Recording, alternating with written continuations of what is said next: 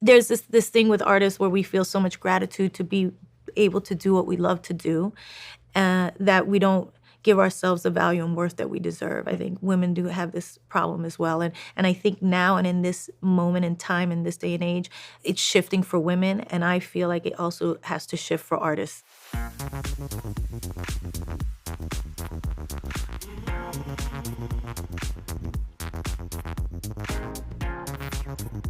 Jennifer, thank you so much for joining us here today. Thank you. Your new movie, Second Act, takes on some pretty meaty workplace topics. Yeah. The idea of your career feeling stuck, or barriers, either real or internal, that are stopping people from getting to where they want to get.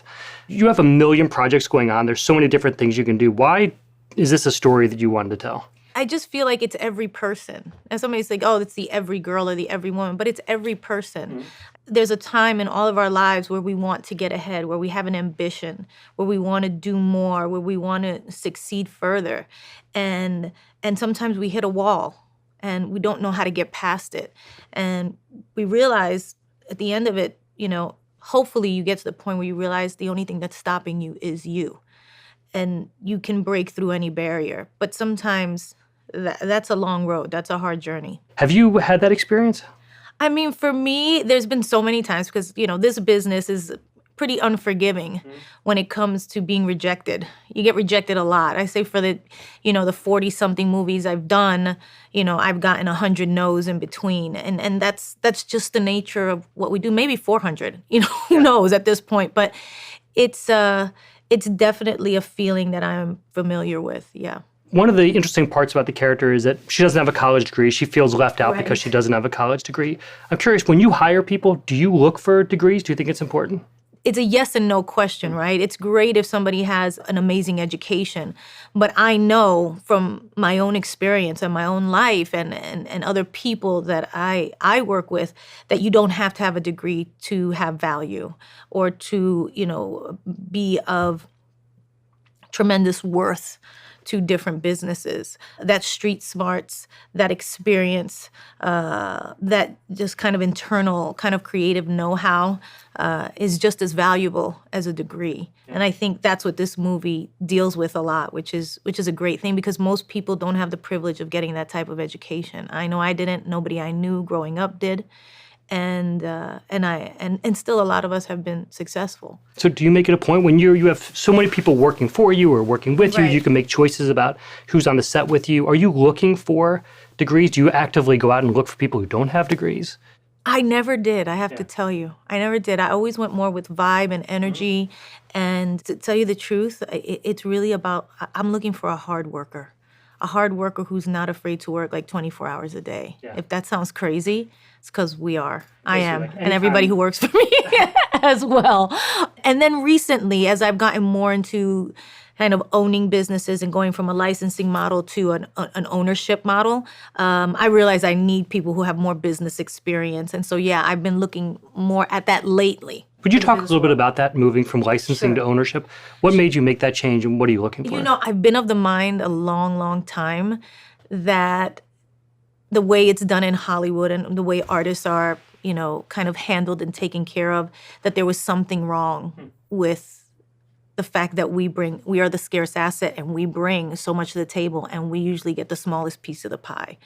And without us, nothing can really happen because they need the ideas, they need to perform, they need this, they need all of this stuff, they need the creative, and all that, kind of everybody's adding is the money, and kind of money you can get anywhere. In a sense, right? That's in private equity world and in the business world, it's like, oh, it's just money, right? And you're like, really? It's just money? So I'm actually the thing that's unique. You're the product, yeah. Right, you're the product. And I knew there was something wrong. I just didn't know what it was. It wasn't until really Alex came into my life and had such a nice grasp of the business world and so much experience in his own life of in real estate and in business and dealing with private equity firms and things like that, where he was like, oh yeah, you're right. It is wrong. And this licensing model that we had been doing and quite successfully. We maxed out. I don't think between me and my team there was anybody who's doing it in a more successful way as far as I'm concerned. We were hitting on all cylinders. But deep down, I knew that when I made a company almost $2 billion, I only came home with literally, I don't even know what the percent. It had to be like 5% of that. It may be less, much less. Much less than that, that there was something wrong. But at the time, it must have felt you're known for your negotiating skills. You drive hard deals that benefit you. Now, when you look back, are there things you said, Well, "Oh I guess shoot, I we shouldn't really have done weren't. that"? Yeah, We really weren't driving hard deals. I think we were the ones who were like, they were driving the hard deals and getting all the money, and we were kind of like, oh, thank you. Yeah. There's this thing with artists where we feel so much gratitude to be able to do what we love to do, that we don't give ourselves the value and worth that we deserve. I think women do have this problem as well. And I think now and in this moment in time, in this day and age, it's shifting for women. And I feel like it also has to shift for artists. And they need to understand their worth and value as well and what they bring to the table, and need to own the things that they do as well. How does an everyday person go from take advantage of like this, myself, like yourself, person. absolutely. How do you take that ownership idea and apply it to your life? Are there things that you are doing differently now that you think about yourself, not as licensing your name, but as owning these projects? Yeah, because if I come up with the idea for a perfume, let's say, and I come up with how I want it to smell, what the packaging is going to look like, I'm putting my name on it, and I'm going to be in all the ads. Yeah, I can do that myself. Right. I just have to partner up with a lab who can create the fragrance in the way that I want it. I have to get a marketing, I can do it myself and then own part of it instead of licensing it up to one of the big cosmetic companies or something like this, where they make the lion's share of it. Yeah. So it's those type of things that were learning curves for me. And by the way, I was very successful with those products, and I'm very happy because I learned a lot. And I think we got the best deal we could have, and those people were very, in a sense, fair to me. But I also now know that I can do it on my own and that I can own it. So whatever businesses or any things that I want to share with my fans or consumers that I think I have enough know-how, experience, and creative kind of spark to create something, a product that I think is going to be useful or helpful, and put it under my brand, which I think at this point I've built up kind of an equity with people of like, I promise you, if I say something, this is what it is. And if I tell you it's this, it's actually a good thing. And I've been very careful what I put my name on and making sure that it's quality. And so, yeah, I feel really good about the fact that we've moved from doing that to realizing that I can do it in a different way and being able to actually execute that at this time in my life. I saw a great quote from your significant other, Alex Rodriguez, where he talked about you going direct to consumer with your personal branding. So we've talked about the ownership model, but one of the other things that you've been able to do is cut out the middleman. Right. Forbes lists you as the 53rd highest paid celebrity of the year. If you look at the list, one of the things that really sets you apart is that you're not on the list because of a sport that you play or acting or producing. It is, as the trades call you, a multi-hyphenate. You have so many projects going on at once, they all add up. When there's so many things you could be doing, how are you picking what projects that you want to take on, what you want to launch, what are you saying no to? How do you make that decision? It's hard for me to say no.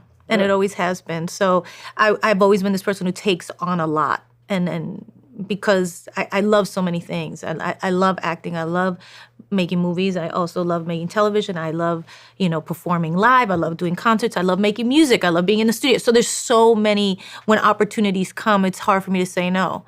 But what I think I've learned and what I'm trying to do now at this point in my life is to say no a little bit more and hone it down to like working smarter instead of working all the time, which was, it gets tiring. Right. Yeah. Everybody's like, so how do you do it? day. And I'm like, right. Please stop asking me that question because I don't know.